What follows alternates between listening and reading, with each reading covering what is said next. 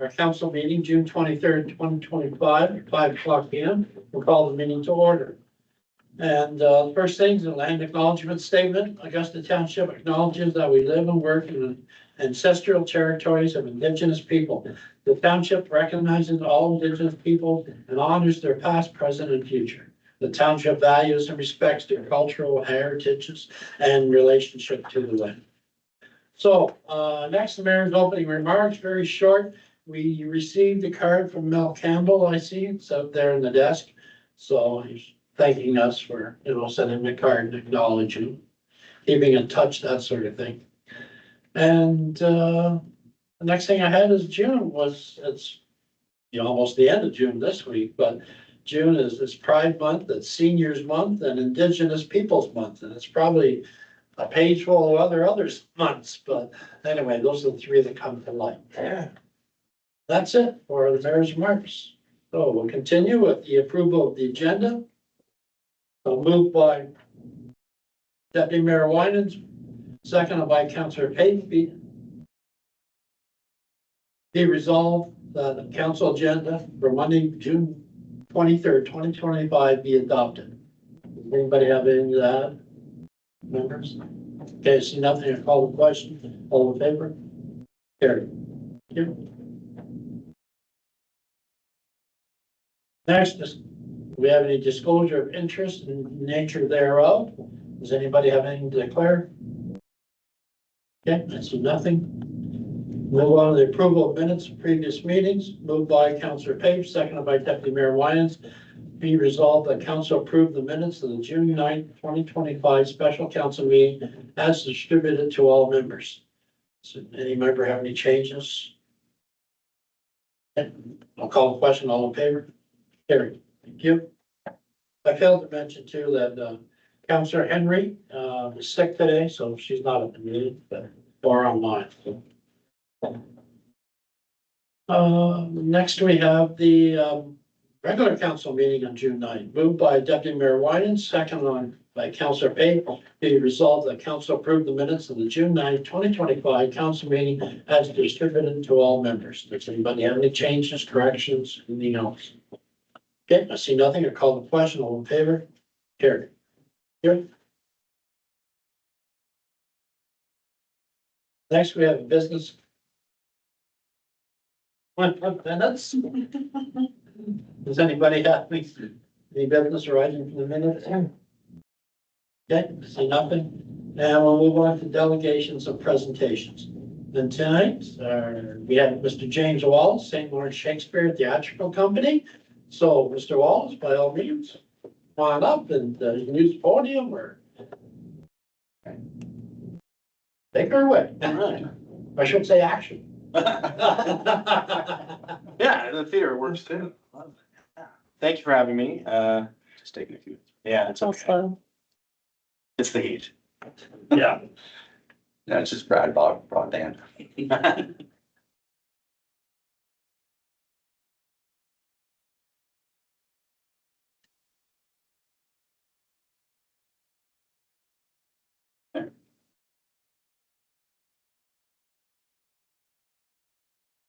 There you go. All right. Yes, hello. Thank you very much for having me today. My name is James Wallace. I am one of the co-artistic directors of the St. Lawrence Shakespeare Festival located in Prescott, Ontario. I'm here representing the festival, although there are a great number of other people that make the festival happen, including my partner and co-artistic director, Julia Nishlapidis, who wishes she could be here with me today. But she's currently finishing rehearsal, and then she'll go home to take care of our 3-year-old daughter, Bina Rose. Also, our general manager, Ingrid Borgensen, our volunteers, including our wonderful board of directors. One of them is with me today, Peter Martin. And finally, the world-class artists who come to the festival every summer who have arrived and have begun rehearsal just this week. The final group that is essential to the sustainability and longevity of our company is our patrons who come to the festival every year to see the plays in our majestic amphitheater right on the St. Lawrence River. Our patrons come from all across Eastern Ontario, including Ottawa, Rockville, and the surrounding area, including many from Augusta Township. The St. Lawrence Shakespeare Festival is entering its 23rd season. And we see this as an opportunity to reach out to new patrons with an exciting chance to discover our wonderful festival, as well as to continue to serve our existing audience base. This is why I'm here today, to represent the company, to introduce myself and Julia on behalf of the company and the artistic team, and to implore you to lend your support of the festival as a regional tourist destination. I want to be clear that this support we are looking for today is not monetary. Our hope is to have the region at large take ownership of the festival, as well as we work to shift the perspective of it from a Prescott festival to a regional tourist attraction. We believe that we have a mutually beneficial opportunity between this township and our institution to support, enhance, and maintain both of our growths as we weather the ever-changing landscape of tourist trends, funding, and audience interest. Next slide. Thank you, Vicki. The St. Lawrence Shakespeare Festival is a leader in culture and an ongoing source of pride within Eastern Ontario. We as a cultural institution are a beacon of professional performing arts, community engagement, and a driver of economic development and tourism in the region. We endeavor for excellence in all our areas of impact, striving to bring joy, enrichment, and thought-provoking experiences to patrons, volunteers, and participants from all across the region, province, and beyond. Last year, approximately 49% of our audience were from Prescott and the surrounding area, which obviously includes Augusta Township. We hope that beginning a new partnership between our festival and your township will continue to grow that number and inspire new visitors from all across the region. Next slide. An evening of theater is one of possibility. It's an opportunity to let your imagination explore new worlds, ideas, and situations, and learn something about yourself or the world around you. When people talk about what they value most in their lives, the arts are always at the top of that list: music, literature, film, and TV, and yes, theater. Yet the arts are severely underfunded and often accessible only for people of certain means. It is imperative that the patrons of a theater and the surrounding community feel welcome and encouraged to engage with the festival and know that the arts are for everyone. We do this through a variety of programs, including our Kids Go Free program, which allows youth aged 14 and under to attend our productions at no extra cost, making it accessible to families who may not otherwise be able to expose their children to the theater. We also offer pay what you can performances, and in general, no one is turned away. If someone wants to join us and experience what we have to offer, they are invited to the fold. All of these programs geared to bringing more families to all kinds of our theater are available to people within the region, including those who are located in Augusta Township. Next slide. The St. Lawrence Shakespeare Festival is a place where the highest possible standards of artistic excellence are achieved by producing professional productions in magnificent natural surroundings while encouraging the greatest level possible of community involvement. This is the number of our productions over the years. Our mission is to inspire Eastern Ontario communities through unforgettable and uplifting professional theatrical experiences. We are one of the only classical theaters in this region. Therefore, it is upon us to build exciting worlds with old plays, especially through the work of Shakespeare. But we are always thinking beyond the bard, finding other electrifying worlds to explore through the themes and ideas of his work that he brought to the fold. We have a vision to be the foremost outdoor theater destination in Eastern Ontario, known for artistic excellence, educational outreach, and commitment to inclusivity. We aspire to create a cultural landmark that attracts audiences from near and far, fostering a deep appreciation of the performing arts and enriching the cultural and economic fabric of our region. Next slide.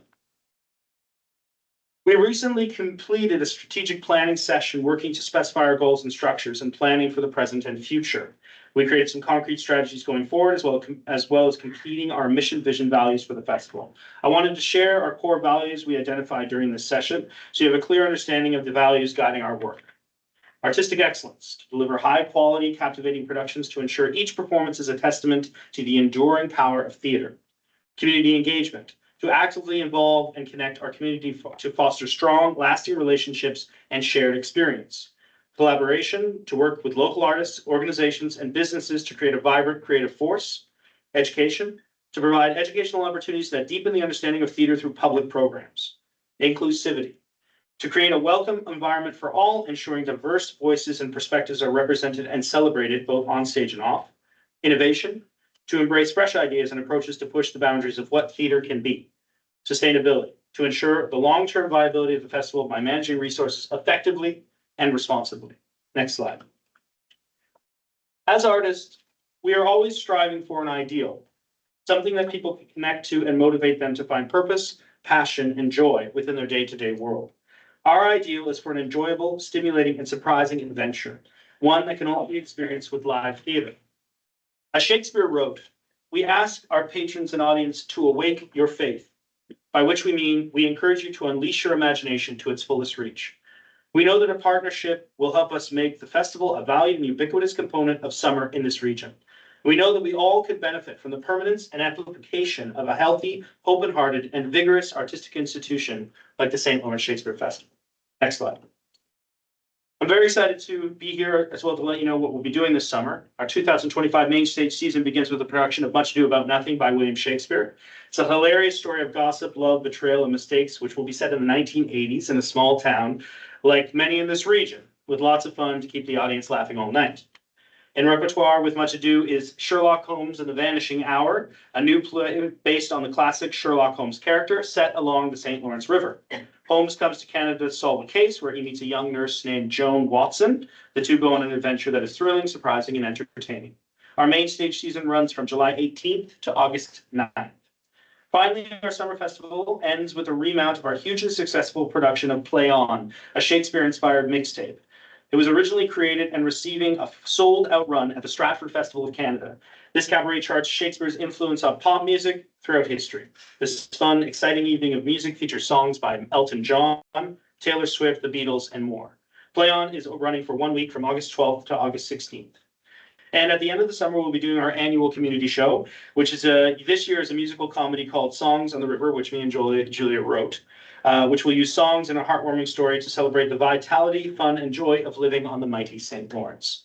This year, we have over 40 participants aged from 6 to 70 from all over the region. Our community show runs 3 shows, August 22nd and 23rd. All of our tickets can be purchased online at St. Lawrence Shakespeare. Oh my gosh, just to say the website. StLawrenceShakespeare.ca. We hope that you will join us this summer at one of our opening nights for our main stage season in order to see firsthand what we are talking about in regards to the magnetic thrill of the amphitheater, the artists, and the community coming to support. Next slide. In closing, I would like to thank you all for having me here today. Julie and I both have cherished the opportunities to get to know the people of this region. We are from Toronto. And explore the gorgeous settings. We feel lucky to produce theater here. We hope that you will join us in the continued work to enrich the lives of the wonderful residents of our region and take ownership of our festival as a truly regional beacon of tourism opportunities and cultural distinction. We can't wait to see you at the theater. Thank you all. Thank you, James. Members, do you have any questions, comments? Councilor Payne? Through your worship, thanks for the presentation. I'm a huge Shakespeare fan myself. I've been to the local productions many times in Stratford. I was going to comment with some big Shakespeare monologue, but I'm a little rusty. That's okay. But yes, no, absolutely. I think all events similar to the Shakespeare Festival and other events that happen within the South Grenville area, I think, as you said, are staples and backbones of this community. So I know that I would be open to anything that we can do as a council to help with the promotion of it and also, like you said, make it kind of a more of a regional thing. Because I think it's important and the arts are important. And I've said it before, if the arts don't get the support, they go away. Yes. And we don't want that. So, yeah, I'm open to ideas on what we can do to kind of help spread the word and keep the Shakespeare Festival thriving, but you have my full support. Thank you very much. And again, what do we want to say is exactly what you're saying, Councillor, is that it's through many means, social media, other ways, Vicky took all our postcards and our posters, and that will do lots. To me, it's also a philosophical thing. And as me and Julia took the job last year, one of our charges was to make this a regional festival, to make this the regional festival in Eastern Ontario. And so that is including all of the different townships, including Augusta, Edwardsburg Cardinal, Brockville, all of these things, not just Prescott. And so to me, it's both practical and what you're speaking about, Councillor, about getting the word out, support in any way possible, and lots of ideas come to the fold, but also in the idea of thinking as this is all of our festival, and we will support it in any possible way that we can. Okay, anybody else? No, well, thank you. You've done a great job. And 23 years to prove it. Exactly. So I commend Peter and the board too for, keeping us going. You've got an excellent place down there. No, it's the most beautiful place. to watch And the theater. background being the river. Oh, I know. It's great. So, No, I hope to make a couple shows myself, so. Well, I hope you all can join us on opening nights. We'll be sending out emails to let you know when those dates are, because it would be great to have you. It's a party, you know, we do the show and it's a party, so yeah, it'd be great to have you. Okay, well, thank you very much for coming. Thank you.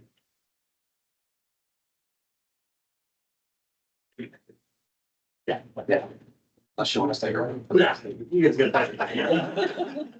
Great day. Thanks for the AC as well. We'll bring your rack cards for your. Yeah, I've gave a bunch of cheddars. Display out Yeah, there. please do, yeah. Okay, next we have correspondence and petitions, 9.1, North Grenville Resolution, reference supporting Bill 5, Protecting Ontario by Unleashing Your Economy Act 2025. So, anyway, I think Councillor Page wants to speak about this, so. Yeah, thanks, Your Worship. So I came across this, of course, we've all heard about Bill 5 and there's been a little bit of pushback on it. And so this was in our weekly package, so I figured we maybe pull it. One of the things, we're a rural municipality, which means that environment is particularly important here. Being farmland and obviously the areas that aren't farmland are home to a variety of different species. So I think it's important that, while it's important to grow the province and the economy and housing, which of course we are all 100% in support of, we can't do that at the expense of species that are currently at risk of being eliminated.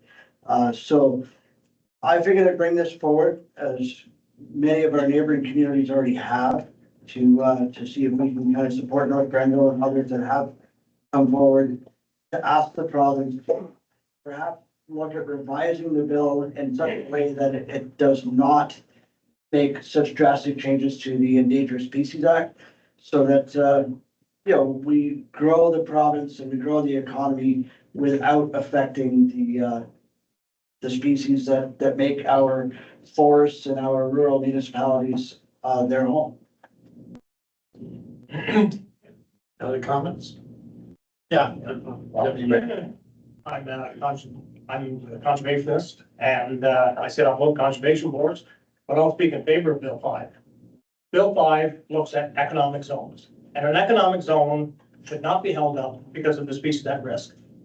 Our industrial land should not be held up because of butternut trees, when it's a big question. Is butternut really is it a species at risk or not? There's butternut trees all over the place. And the thing with the butternut trees is, if you not only have to relocate them, but when you relocate them, you have to take care of them for 5 years. You have to pay somebody to take care of them for 5 years. That's the expense in relocating a butternut tree, not just a matter of physically relocating them. So where we have land inside of Prescott for housing, if we got a bubbling bird there, the whole thing could be held up. On our industrial land, butternut trees could held us up. That's not the intent of economic zones. It's not meant for species at risk or whatever. It's meant for industrial land. So. Okay, anyone else? Maybe just a question, anybody in the room? I thought, did Bill 5, did it get royal assent? Yeah, I thought it did. Yeah, so it's passed, it's a law. Yeah. Yeah, so it's there. Anyway, I have to agree with the deputy mayor. Like, for example, we have 75 butternut trees on our land, like industrial land, which is supposed to be for industry. And it's gonna cost us $1.5 million to move those and look after them, which is crazy. When a farmer can actually take them all out, you can have 300 butternut trees, wipe them all out and not pay anything. And so there's not a level playing field either. It's hard. I'm concerned anywhere in the government. So that's way above our head. So. Yeah, exactly. So anyway, and yeah, I understand there's a lot of groups that didn't like it, but when the land is designated already, then, to me, that's, I have to say I'm for it too. Anybody else? Okay. Do we want to take any further action on this, Councillor Page? No. Yeah, because I was, like I said, I think I met Royal Assent there on Friday. Yes, yeah. Yeah, and certainly I was chatting with our planner too, and the Bill 5 is quite a thick document. We haven't had a chance to go through it all, but I think it's finding that right balance between protecting the environment and ensuring that economic growth can happen, right? So, Yeah, I read bits and pieces through it Yeah. and, I think it goes back and forth, yeah, but I think you gotta look at what you have and then kind of dig into it. And it also mentors the federal Bill 5. Yeah. Which is very similar along those lines. Okay, any other discussion? Okay, through 9.2, Augusta Firefighters Association, fee waiver request. And, just, we haven't got, any firemen here tonight. So does anybody want to speak to that? Oh, yes. So for you, council, the Augusta Firefighters Association put in a request for their annual raffle. In the past, that fee had been waived. But I wanted to bring something before council to have that in writing. Going forward, it could be an annual thing or once per term, but just so that council was aware and had it in writing. All that money does go back to the community, so it's not a profit. But again, I wanted to bring it forward to have that discussion with council. Okay, members, discussion? Yeah, I know we were in favor in the past, I'm still in favor of it.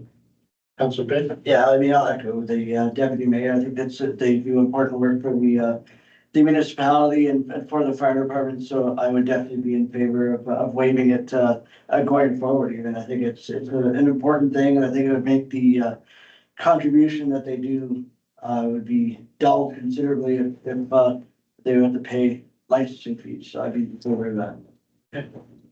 Also the same, yeah. Okay, I agree. Exactly. So clerk's given us a resolution. So I'll say moved by Councillor Pape, seconded by Councillor Bowman.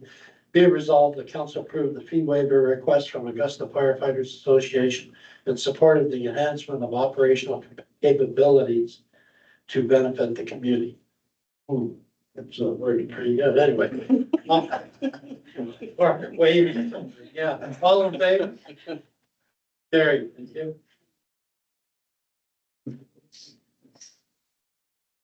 Okay, committee reports, United Counties. Where am I? We only had the one county's council meeting and we passed some bylaws, some tender bylaws, and then we went into closed session for human resources. That was it. We're kind of done, so there wasn't anything else. Alrighty, next is South Asian Conservation Authorities, Deputy Mayor. Yeah, so South Nation Conservation Authority, they've started working on the project. The property they bought in Augusta, it's a Easterbrook property. It's on the 4th and 6th. And they've planted 35,000 trees there already. It's just over 100 acres. Part of it's provincially significant wetland. It would be a great place if we did have to move some butternut trees to move them to there. That'd probably be a cheaper location and not too far to move to. So, and for Rio Valley, we had a watershed tour. One of the things on the watershed tour was all of the butternut trees, and they take these little samples of butternut trees that they have. They tag them all, they put nets around them, and they protect them so the rabbits don't get them, because the rabbits love them. It's a 5-year commitment, they water them, they fertilize them, and it's all paid by industry or like our township that has to relocate. And it's a 5 years, they look after, the corporate sponsorship is for 5 years. So the Perth Wildlife Area does very well by these butternut trees. I know Limerick Forest does the same thing with the pine trees, red pine trees. They put a little something around it, you know, for the first years, so the rabbits and the deer. Yeah. So they gotta, protect them too. And if there's a certain, not enough rainfall, they actually go and water them by hand, the little ones. Yes, yeah. my understanding, it might have changed from past, but it also has to have a 80% survival rate, right? So Yeah. at the end of the 5 years, so if you lose some throughout the winter, then you have to replant them. But at the end of the 5 years, you have to have at least 80% of them that survive that first 5 years. Wow. How many do you have up for the renewal? I Well, had about 35, so not bad. okay, next recreation committees. Does any member have anything to report? Nothing this week. Got a couple. Okay, Well, North Augusta had their duck race, it was really successful, they sold out 500 ducks, I haven't heard the winner yet. It was announced. It But was they, on social They media. were quite worried, they did, the water was barely flowing, but inch and a half rain Saturday, solved that problem, the water was moving. okay, anybody else? Oh, Your worship, I had a meeting with Merck. They talked about their barbecue, how successful it was. They raised just a little over $2,800. They're talking about, this fall, trying to do a murder mystery. They've been trying to do it for a few years now. They just want to coordinate with the people that do it and them to make sure that, they have something for it. They're gonna do one more potluck, community potluck for the summer, date to follow. They're also looking at doing their usual, Halloween and Christmas parties. And that's all I have for now. good. S- Staff have anything on recreation? Will we discuss for North Augusta at a later time on the meeting? Okay. Yeah. Library. Meeting last week, the library is done for the summer. They take the summer off. Their chairperson has resigned, Fran has resigned, with, about 20 years service. The library is also doing the TD reading, thing this summer, and the sign up is open and it runs till about the last week of August. And they have their creation station that they have, and they make a change every month. But for the summer, they're gonna do it once a week and change the craft, so it'll be a weekly, craft instead of once a month. And they're looking at doing a book and plant sale in the fall. Good. Any questions? Yeah, and do they still have their museum passes? Yes, they have all that stuff, yep, all their museum passes and everything are available, for, people to use. Good. Good. All right, let's move on. Staff reports. Sorry, Economic development. no, not on mine. Sorry, through you, Mayor Sugar. We removed it from the agenda and the meeting hadn't happened recently, so, but we can include it on the next one. So do I give the update? That's up to council if they wish to. Or no, I can save it for announcement? Sure, give us an update. Okay, so we did have a meeting. We won't have a meeting until September, but there is some news. So the Midsummer Market is still coming up. It will be July the 26th here in our backyard. We have 10 vendors signed up and we still have about another month of sign up time. So anybody that wants to sign up can still do so. Just call the office and they'll get you signed up. The date is July the 26th or the 27th if it's a rain day. And they'll be set up inside the rink. The business awards, the nominations open up on Canada Day. And so we'll be putting that on social media. It'll be in the paper as well to remind people. And all the information will be on the website. And then the other news that we got this week was the community gardens project that we had proposed. We were approved by the Granville Futures for the grant, so we're looking forward to putting that together for next spring. Okay, good. I guess we should have mentioned that there's no meetings in the summer, then we'll put it on the Right. agenda. So Yeah. that's why it wasn't on, just, it's not because we don't like you. We did agree on that, but there's no meetings. Yeah, so there's- Members, yeah. Okay, thank you. Okay, staff reports. Report 2025-070, and it's moved by Council Page, seconded by Deputy Mayor Winans. Be resolved that council approve the accessibility standard policy as presented in staff report 2025-070. Comments, questions?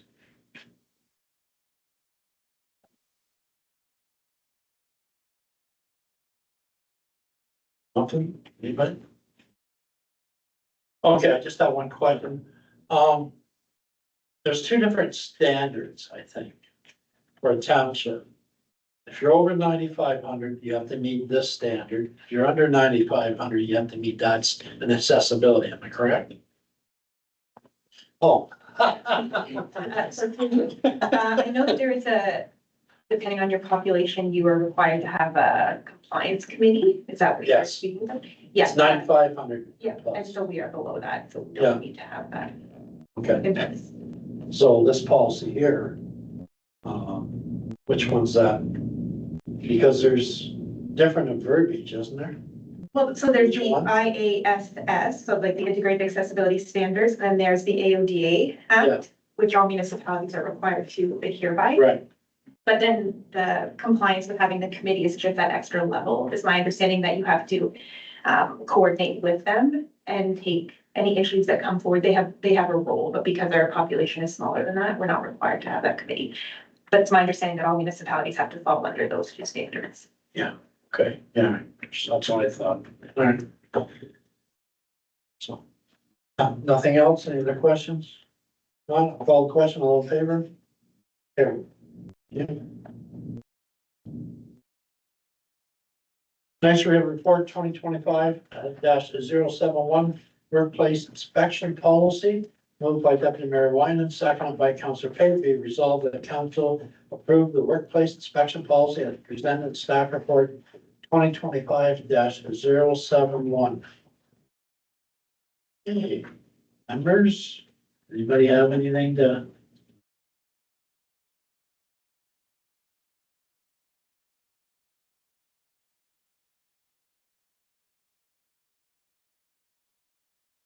Okay, just staff want to make any comment on? I certainly can, Mayor. So this is just another health and safety policy in regards to our phase 2 of our WSIB rebate program. So this is 4 or 5, so there'll be one more coming at a future council meeting. And that will give us our phase 2 completed. And then we can certainly move forward if council and staff choose to down the road. So ensuring we have all the proper policies. So if the Ministry of Labor, stops by, that we've got everything in place. It also provides staff with some guidance on how to do certain things and do it safely. Any questions? Okay, call the question, all in favor? Carry. Yeah.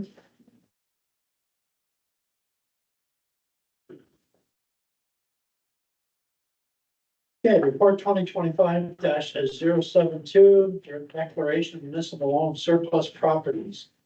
And it's moved by Deputy Mayor Wyman, seconded by Councillor Bowman, be resolved, the council declares rule 0706-000-0650, 7502, 120 East McLean Boulevard, and 0706-0001, correction, 0100-0550 in Augusta, and roll 0708-030-0350-7500 in Prescott. Bracket 1678 County Road 2 as surplus to the needs of the township. And that staff be directed to undertake the necessary steps for public notice and development engagement as per the provisions of bylaw 3214-2015.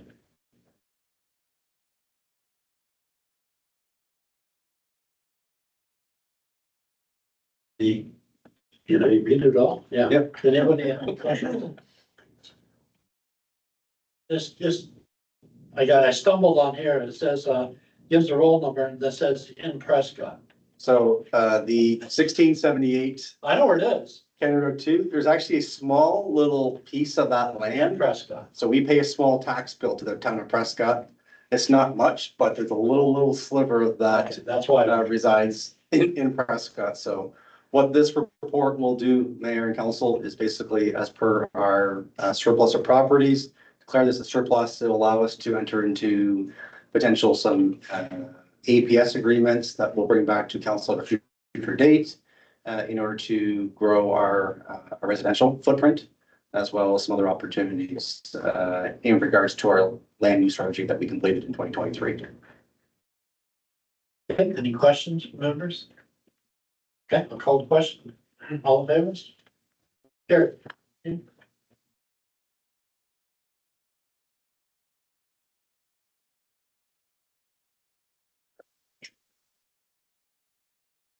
Okay, next we have that,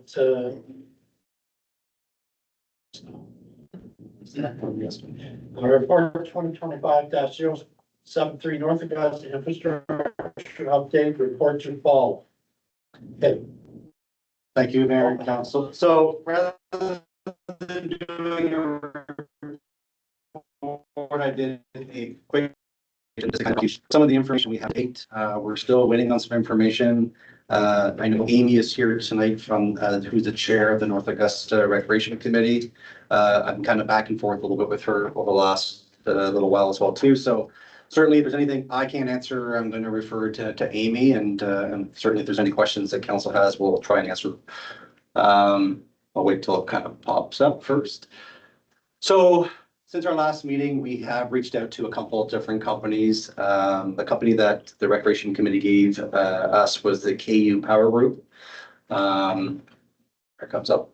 So we did get a quote from the KU Power Group for 4 Class 3 wood poles. They would be 60 feet. The price of that is $20,800. Timeline to get these delivered is 3 to 4 weeks. The pricing only includes the install of the poles, so does not include the removal or any of the removal of the lights, the brackets, and ESA permits. The other company that we reached out to and kind of one of the companies that was recommended by a few of the rec committees were DeVries Electric. So there, Nathan from DeVries, I've had an on-site meeting with him as well, been back and forth. He's anticipating 3 weeks for the new poles. He thinks it could even be less. The difference we're going with this, and certainly I've reached out to Amy, is, and you'll see in a slide next, is that as part of DeVries, they have used a company by the name of BDA Lighting Group. And they do a light schematic of Google Earth to find out kind of where the best lighting is to make sure that we're getting the illumination across the field. So they've done it based on a 50-foot pole. When I reached out to Amy, there didn't seem to be any issue with going from a 60 to a 50, as long as we can still get the illumination that we need for the baseball diamond. So they're looking at, they've quoted at $26,920 to supply 4 50-foot poles. It also includes removing the old poles and disposal. Includes the ESA permit, and it also included, that price includes all the electrical work. So removing the old lights and also installing the new lights, which I will come to at the next slide. And that is to do all 8 poles of new lights. We only were focusing on the 4, but as far as the LED, we're looking at all 8. So the next slide. So these were the lights at the bottom are the lights that we are looking at. And then over to the far right is the bracket that we were doing. The top left is the lighting schematic that was done by VDA, which shows basically the illumination of the lights on all 8 poles with the new lighting. That solely goes into the field. Not a lot of light pollution outside of the ball diamond. So they're proposing right now through BDA, the lights, once they're ordered, they are created. So they don't shelve these lights at all. They're basically made when you order them. 10 to 12 weeks for the lights. To supply and install, there are 1,000-watt LED lights. The price tag is $74,000 and change plus HST. And that includes the fixtures and the mounting brackets as well. So I guess kind of in conclusion for council is we've got some time until these lights, either poles or whatever, come in. So what we're looking at doing and seeing what council's thoughts are is if council is comfortable in leaving the light poles up as is, we will order the lights from, or the poles from DeVries ASAP. and look at getting those installed as soon as they can. Could be 3 weeks, could be less than that. And then what we're looking at doing, and certainly taking council's direction, or even having further conversations with Amy, is putting the original lights back on the new poles for now. At least allowing them to have the lights for the summer. And then either A, we can order the lights and get them in the fall done, or we can wait till the Blue Jays grant comes out in August. We've got the pricing for the lights, we can apply for the lights.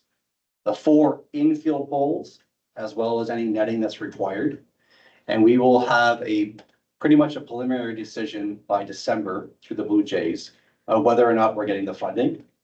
So we can have A, then budget to have the new lights installed in spring next year, or we get the money through the Blue Jays grant. So certainly looking at kind of what council wants to do, what the direction is, but I think the sooner we can get the poles ordered, the sooner at least we can get those poles in, at least safe. Okay, comments? Deputy. Yeah, did DeVries have an answer for the pole that the light was broke off the pole that went down? Yes, correct. Do they have some kind of light that could go up on that one, or would that one just stay blank for now? So we would put the 4 poles up, but we just have to maneuver the lights, just similar to what's being done right now. If they can find something temporary to give that one pole, they would certainly look at doing that. Yeah, Councilor Payne. Your worship, and Shannon, I know we talked about it briefly before the meeting, so I was under the impression, I don't know, when this started, way back when, so just so it's kind of on the record, so there was some discussion at one point that once the poles came down, the existing lights could no longer be put back on for code requirements. So we've determined that's no longer the We can, yeah, so through you, Mayor, so we can certainly do it on a temporary basis, and we would work with DeVries to find a solution to at least allow the lights, of some sort of lights, to remain up there, so at least it does not interfere with the baseball for this year. And then look at coming up with a long-term plan. Now, BDA lighting is, and that's why I don't have all the information today. They're going back and they're actually looking at a couple other different options that might be cheaper for lights for long term. So that's kind of where we're at right now. But to me, the issue right now is the poles, not the lights. And if we can address the lights or the poles, then that to me is kind of what we really want to get done first. right. And DeVries would take care of removing it and putting them all in the same day so that there's no issue with baseball, but certainly I can work with Amy and the Recreation Committee to make sure that that doesn't interfere. So now I've got one follow-up question. Yep. So 2 weeks ago, we said that we'd give it 2 weeks. Mhm. And here we are, no polls ordered, and we could be looking at least another 3 weeks. We got lucky Saturday night that the bulk of the storm missed Augusta Township. Well, and it came at night, which was another bonus. So even if there would have been damage, it wouldn't have affected anybody physically. So my big thing is, that, again, to reiterate what I said 2 weeks ago, safety first. Yep. And I don't want to take these poles down any earlier than we need to. I want to know, and I think we all kind of do, is what safety precautions are being taken at the site right now, because we were told, I mean, it seems to be the one consensus across all the different reports we got was 50-kilometer-hour winds, you shut down. Is anybody monitoring this right now? And how? Oh, I can certainly maybe let Amy, from a baseball perspective, I take it when there is wind and stuff like that, there'd be some parameters as far as you wouldn't be playing in the wind, or? It would have to be, yeah, I don't know what 50-mile-an-hour winds are. Yeah. But I think if it was that, we would know to say, we'd probably not be able to, I can't.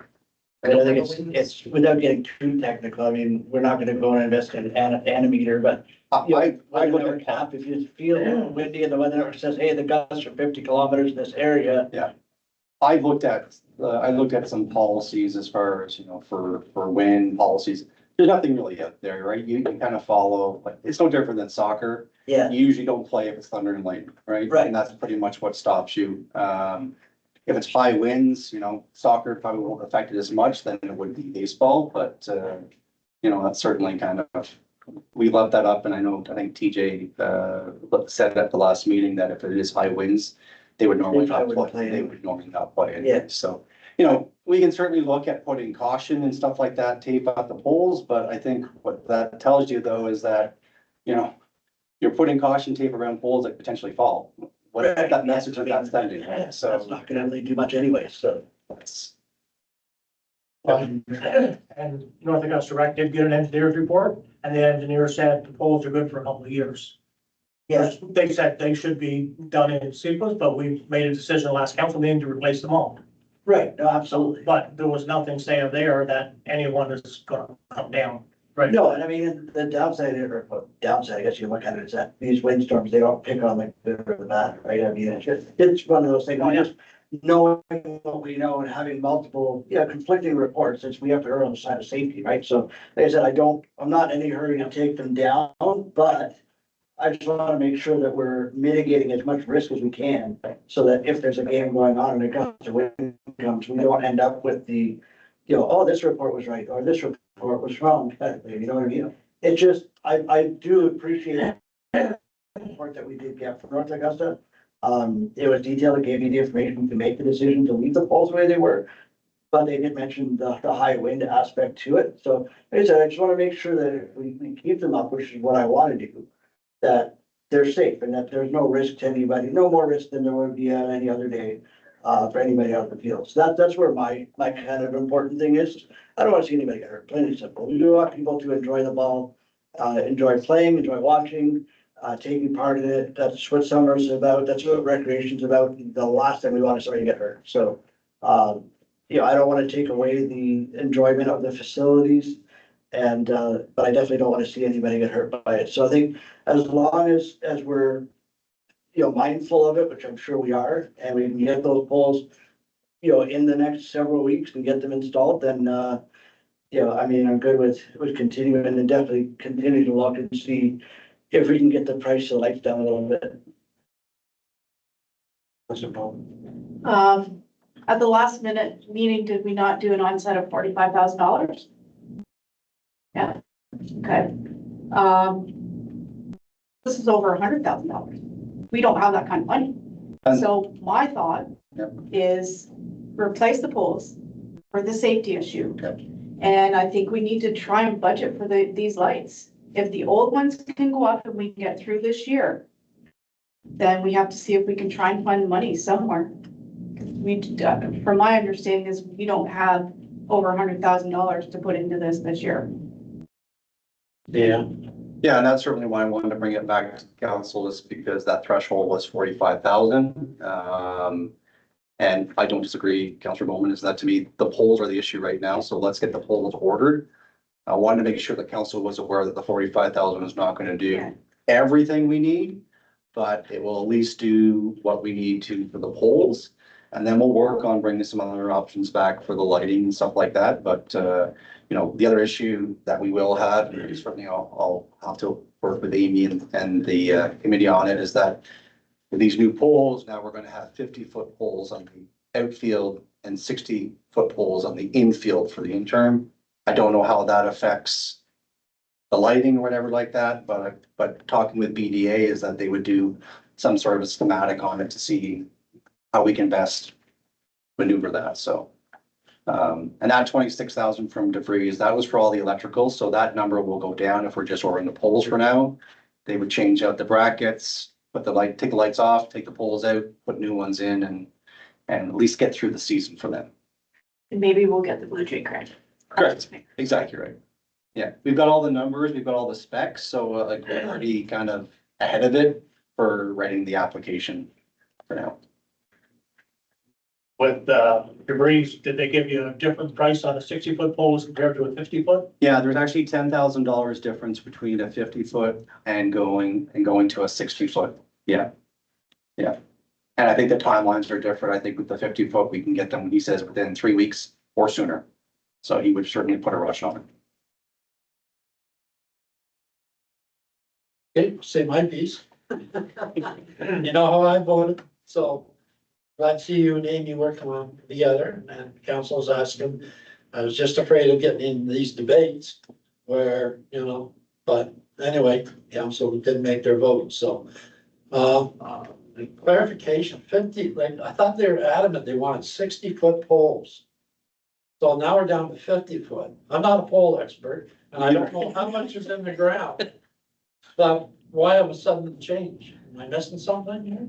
Well, part of us reaching, when I met with DeVries on site, he looked at the poles and he indicated, he said, you know, from a baseball perspective, you don't need 60 feet. They've installed ones from 50. So he gave me a price of 50, 55, and 60. The lighting schematic, and I certainly have the report, and I did share it with Amy. The lighting schematic shows it at 50 feet, which keeps the cost down from a pole perspective.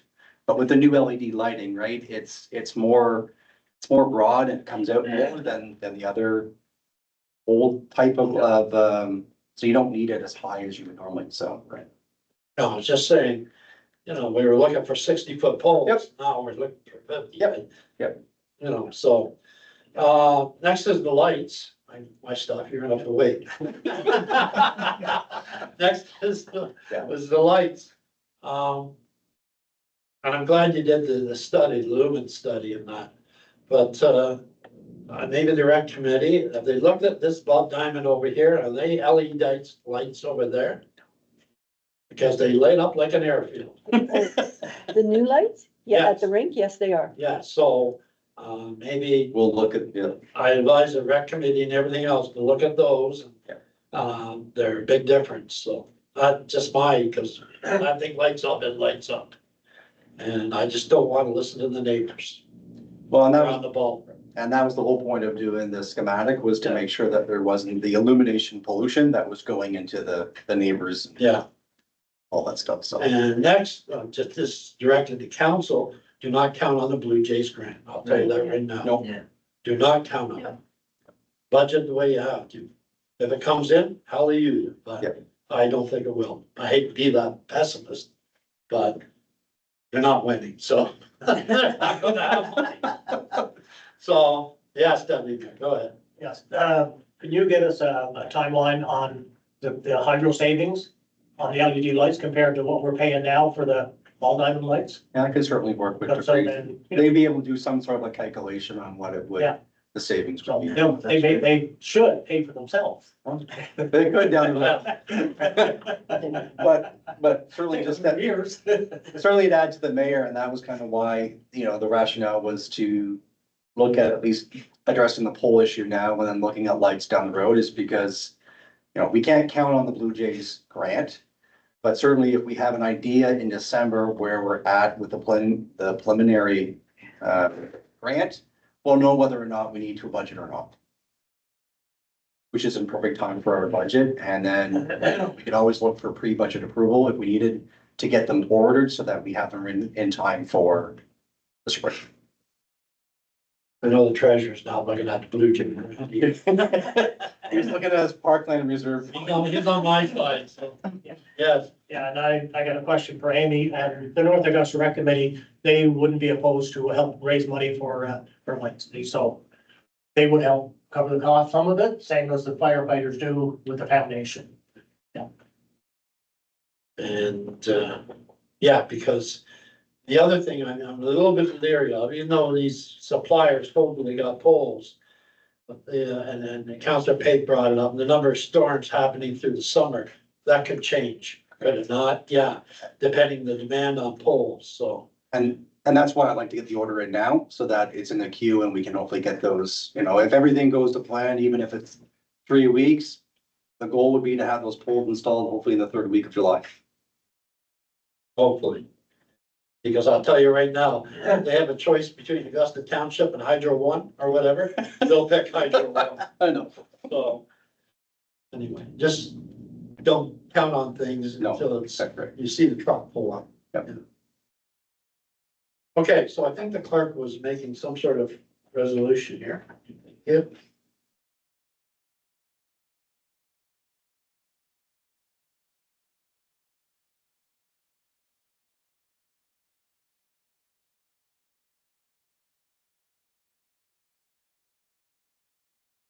All right, I'll say, moved by Councilor Bowman, seconded by Councilor Pate. Be it resolved, the council directs staff to proceed with the purchase and installation of wood light poles from DeVries Electric for the North Augusta Ball Diamond, and with the continued use of the current lighting, and that the current poles remain in place as an interim solution. That kind of fit everybody's. Yeah. Okay, I'll call the question. All in favor? One opposed? Carried. Can't really well vote for that.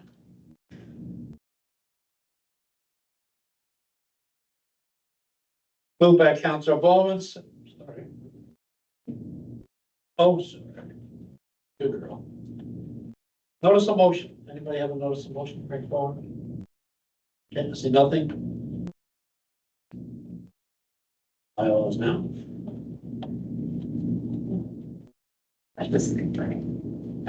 Oh, I see what you're doing. So what do we do with the bylaws? No bylaws? Okay, does anybody have an announcement? Any members, staff? No? Okay, any questions on the agenda for the public? From the public? Amy, Lori? No? I don't think we were adamant on 60-foot poles. It was just, that's what's there. Lights are down about 5 feet or so on those poles for the rock, because I don't think they're capped or anything. So that's something to look at for new poles as well, to make sure they're capped. So that if the lights are at the top, it's a preventative maintenance. But, yeah. Good, thank you. Good. Oh, This grant match that you guys discussed, has that come into play in this thing with the poles, the lights? Has grant match been helping to try and get a grant for this? So certainly, there's not a lot of grants out there right now from a sports like for baseball. But the Blue Jays grant, we probably do that ourselves rather than having to pay the 10%. We've got all the information we need here right now, so, where I was before, we were successful in getting $50,000 through Blue Jays grant before too, so they're always looking to get money out, especially to small rural areas. People just need to apply for it, but we certainly have grant match looking for other applicants that we can apply. Because if we can get funding sooner, then so be it, so. questions on the agenda for the press? I don't think there's any press. We have no closed meeting, or is it no? And Nation bylaw, moved by Councilor Bowman, second by Deputy Mayor Winans, be resolved that bylaw number 3789-2025 confirm the proceedings of the council. The Township of Augusta at its meeting held on June 23rd, 2025, being read the first time, second time, third time, be enacted as read. Call the question, all in favor? Carried. Yeah.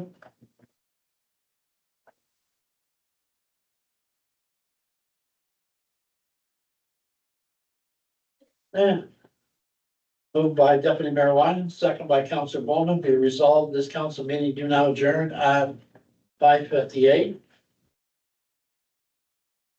PM until July 14th, 2025 at 5 PM or called mayor subject to need. Call question, all in favor? Carried. Thank you, everybody. Stay healthy. Stay hydrated. And water. Water.